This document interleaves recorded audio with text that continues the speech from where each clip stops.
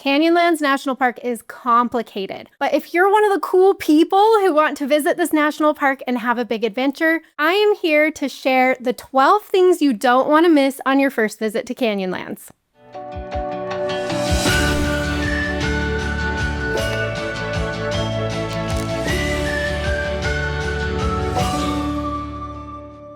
Hi there, my name is Ash. I'm a former park ranger and the founder of Dirt in My Shoes.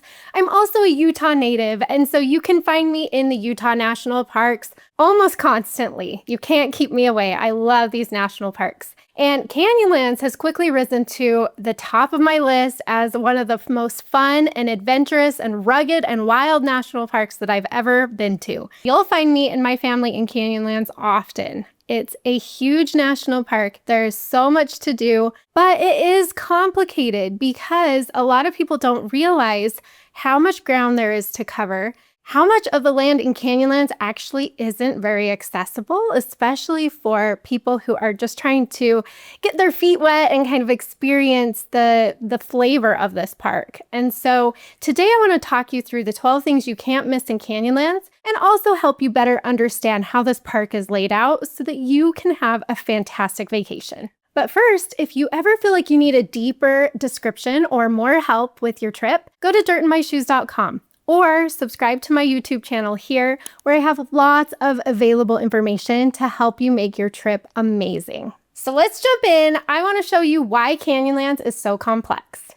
Okay, so looking at the map here, you can see Canyonlands National Park right here. It is a very large national park.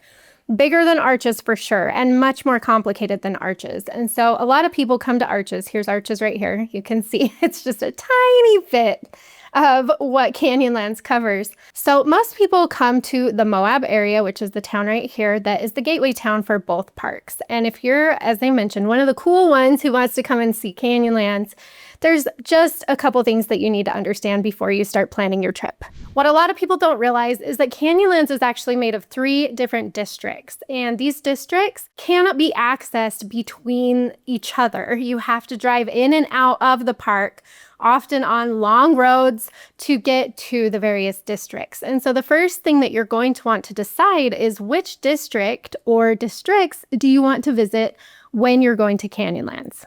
So the district closest to Moab, which is probably where you're staying, especially if you're going to Arches, is the Island in the Sky district. And that is this section right here. And so you actually just drive out of Moab a little ways and come in this way. And this basically brings you to the top of a plateau where you are then looking down at a bunch of overlooks. There are some hiking trails here at the top and some that go down one more level to the White Rim Road. So you're mostly on top looking down towards the rivers and the canyons that those rivers have carved. The Island in the Sky is probably where you're going to start as a first-time visitor. This is where most people start, and this is also where I recommend starting if you want to get a good overview of Canyonlands National Park and get out and do some really cool things. The second district of Canyonlands is all the way down here. So you'll leave from Moab, you go down here, and then you'll cut in to get to this other district here. This is called the Needles District. This one has just a little bit of paved road, not much. It is primarily a hiking area, especially a lot of longer trails. There are some shorter ones you can do. I love this district of the park, and so I do recommend going here, but as you can see, it's quite a drive. And also, again, worth mentioning, you can't get to the Needles from the Island in the Sky. You can see the road dead ends up here.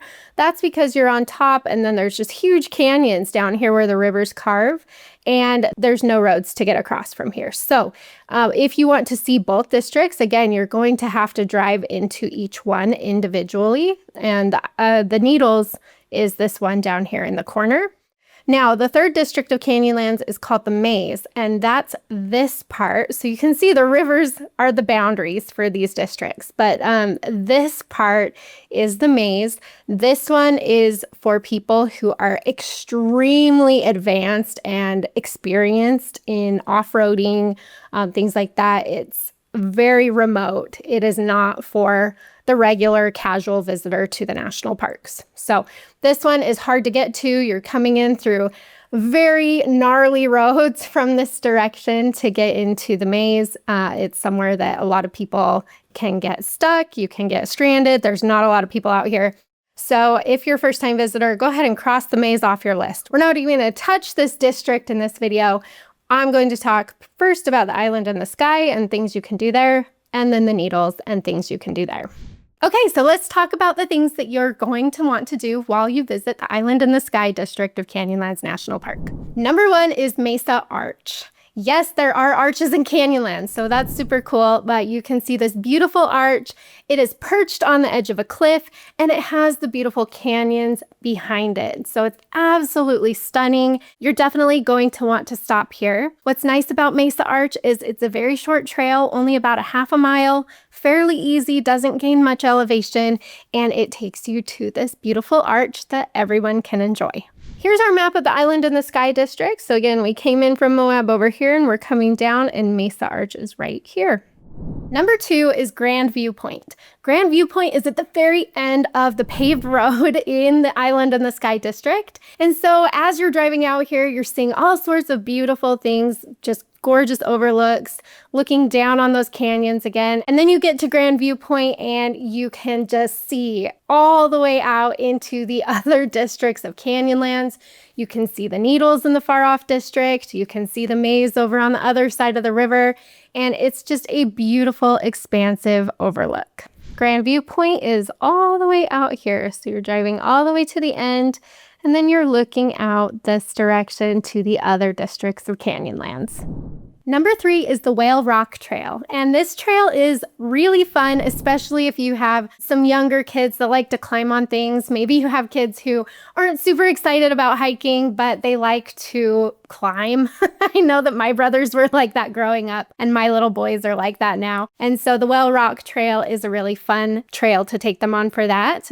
Basically, it just goes to the top of one of the domes, and you can scramble around and have a lot of fun while still being in a fairly safe environment. The Whale Rock Trail is about 0.8 miles round trip, fairly short. It only gains about 140 feet of elevation. It's a nice gradual slope that takes you up the slick rock to the top of the dome.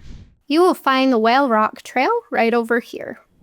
Number four, the Green River Overlook. Another gorgeous overlook in the Island in the Sky district. This time you're looking out the west side of Canyonlands towards the Green River, which carves through that side of the park. And you're not super close to the river, but you get a really nice view of it and the canyons that it's carved.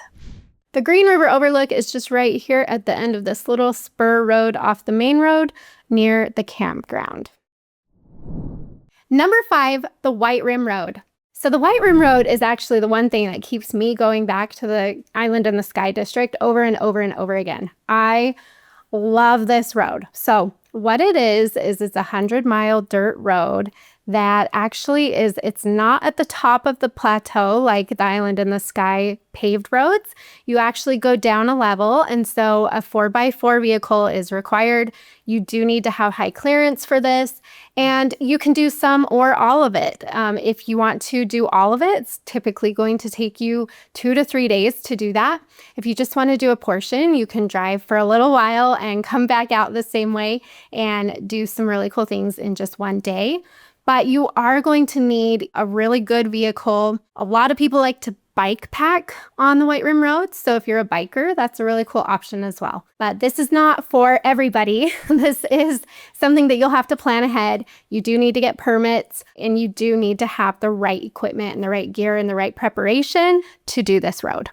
I have a full article on Dirt in My Shoes that I'll link in the video description below if you want to take a look at what you can see in a day. You can actually drive all the way down to the river using the White Rim Road and one of its spur roads. And so that's really cool and a really fun adventure if you have enough time to add that in to your trip plans.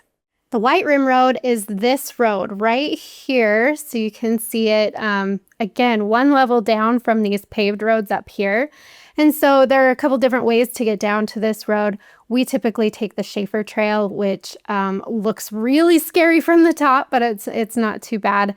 And you'll drive down this, catch the White Rim Road down here, and then go for as long as you can, as long as you have the permits. You can see there are little campsites along the way. It's just a really cool, rugged adventure to have in Canyonlands. Number 6, the Butte Canyon Overlook. Another just beautiful overlook in the island of the sky. I love this one because this one is where you can really see those crazy layers that give Canyonlands its name.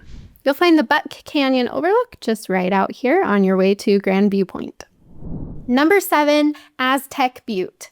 Aztec Butte is a really cool trail. It's about 1.5 miles. You're gaining around 250 feet of elevation. And there's 2 different parts of this trail. There's one that takes you to an ancient granary. There's another that takes you to the top of the butte. And that one requires a little bit more scrambling. It's a little more hairy, but super fun. But this is a trail that really celebrates the Native American history in this park. There is a lot of Native American history in this park. And this is one of the coolest trails to be able to see some things that were left behind and to learn more about the Native peoples. The Aztec Butte Trail is right here near Mesa Arch and the campground. And just a friendly reminder, when you're at a Native American site, please do not disturb the site. Don't enter anything. Don't mess with anything. These things have been here for so long. They're part of our heritage. They're important to protect. So please don't mess with anything that you see along this trail or others. And number 8 is Murphy Point. You know I'm a hiker. I love to get out on the trail. I still think that's one of the best ways to experience Canyonlands. And so hit a longer trail like Murphy Point. This is a really nice one. It's a little over 3 miles, but it's fairly flat, and it takes you out to the edge of the cliffs where you then have just a gorgeous view of the canyons and the river. This is a really beautiful one. We love doing this one at either sunrise or sunset to get those just gorgeous golden hour views. And I highly recommend, if you have time for a longer trail, this is the one you should add. The Murphy Point Trail is just right here along this road to Grand Viewpoint. You'll see the little pull-off, and then you'll hike out to the edge of the cliffs. Those are my favorite things to do in the island in the sky. And one other thing you'll want to know is this district is the busiest district. So if you need help navigating to all these things, you want to avoid the crowds, you don't want to have to wait for an hour through the entrance line, all the things that come with being a busy part of the national park, be sure to check out my Canyonlands itinerary, where I will show you how to time everything so that you can get into these places in Canyonlands and really have a great time without being stuck in the crowds. So I will link that in the video description below so you can take a look and get all of these really helpful things to make your Canyonlands trip a success. Okay, so we've covered the 8 things to do in the island in the sky. Now let's jump to the Needles, where there are 4 more things that I want to bring your attention to. If you're lucky enough to be able to visit this district of the park, you will not be disappointed. It's actually my favorite district of the park. I love the Needles. That's usually where you'll find me. If you'll find me in Canyonlands, I will be out hiking and you will find me in the Needles. Okay, so just a reminder, the Needles is this section down here south of Moab. And so you're driving all the way down towards Monticello, then you're cutting in and coming over to the Needles district. There are very few paved roads in this district, so we're hitting the trail for most of these can't miss activities. Okay, so number 9 is Elephant Hill. And Elephant Hill is the main trailhead for some of the best hiking that you will find, dare I say, in any national park? I think so. So the Elephant Hill trailhead is accessed. It's a dirt road off the paved roads. And so you're driving in, and actually just driving this road is really cool. It's beautiful. It is a narrow and winding road. It's not dangerous, but you will want to take it slow. Most vehicles can get back in here unless there's been like a big storm or something that's washed some things out. It's a pretty good dirt road. At which point then, when you get to the end of that road, you will reach the trailhead for Elephant Hill. This is a popular spot to start a jeeping route, and so you can jeep back here, but we like to hit the trail with our feet. Okay, so just to kind of show you where we are, so we came down here, we drove into the Needles, and then we turn off here to get to Elephant Hill, and this is that dirt road that you're gonna park at the end of. And then from here, our favorite trails to do from here are either to hike all the way out here to Druid Arch, or to do Chesler Park, which is, you can make it a really nice loop or a lollipop out here. Both of these trails are around 10 to 12-ish miles, depending on how far you want to go. You can shorten them. So that's what I recommend for most people. If you're not here to hike 10 or 12 miles, if that's not something you're able or wanting to do, then still drive out to Elephant Hill, still start the trail, because it's just really cool to be hiking in such a quiet place, to have all that solitude, to be hiking through the slick rock. It really feels like a big adventure, and you don't have to go very far to have that experience. So keep this one on your list. Make sure you drive out there and start hiking just for a minute if you don't want to do the whole thing. But if you can, I would easily just recommend spending a full day out here hiking either to Druid Arch or doing the Chesler Park Loop. Number 10 is the Pothole Point Trail, and this is a really short trail, about a half a mile, fairly flat, and it just helps you get to know the Canyonlands environment. There are little plaques of information along the way, but what's really fun is if you can time this after it has rained, then you will see these pothole formations full of water, and when they have water in them, you can find creatures in them too, which is pretty crazy, especially in this harsh desert landscape. So this is a really fun one to go around to the various potholes and see what you can find within them. Pothole Point is right up here. Again, a very short trail. If you're looking for a longer but similar trail, the Slick Rock Trail out here is nice too. Number 11 is the Roadside Ruin. And actually, I don't even know if they call it that anymore. I'm not sure if it has a real name anymore because it's not a ruin. It's actually an ancient granary that you can stop by and see real quick, just right off the side of the road. You can find the Roadside Ruin right here close to the visitor center. You'll just drive down the road a little ways and you'll see the pullout here. It's a short 0.3 mile round trip walk to the ruin and back. And number 12 is Cave Spring. This is a really cool stop that has a lot of history. But when you're in the desert, water can be hard to find. And that's what is so special about Cave Spring is it's a steep spring where the water actually comes out through the layers of rock and into this little cave-like formation where various people have used this area throughout the years. Farmers, cowboys, outlaws, Native Americans. There's history of all of that next to this beautiful spring. The Cave Spring Trail is only about 0.6 miles round trip, but it's really fun. They actually have different ladders that you can climb up as part of the trail. Our kids love it, and it gives you some really beautiful views of the Needles District as well. And so this is a really fun one to feel like you're having an adventure without spending too much time on the trail. Cave Spring is actually along a dirt road as well, usually good for all vehicles, but you'll come down here, you'll cut over on this dirt road and park at the end of it, and then you'll start your hike from there.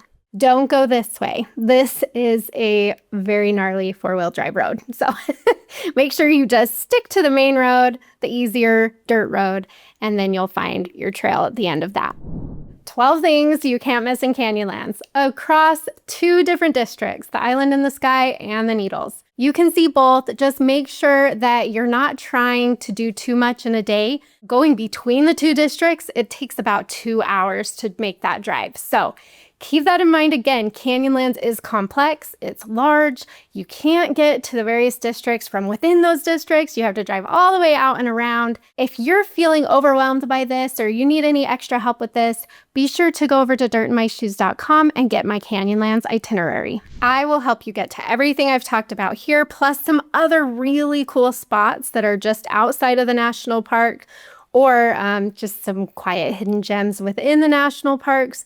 So I will link this in the video description below, but you can get a 1- and 2-day itinerary for Canyonlands. I will help you get to both districts, lodging, dining guides, printable trail guides.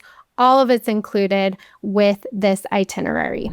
I have other Canyonlands videos for you here on the Dirt in My Shoes YouTube channel, so be sure to browse around, subscribe, and I will see you out on the trail.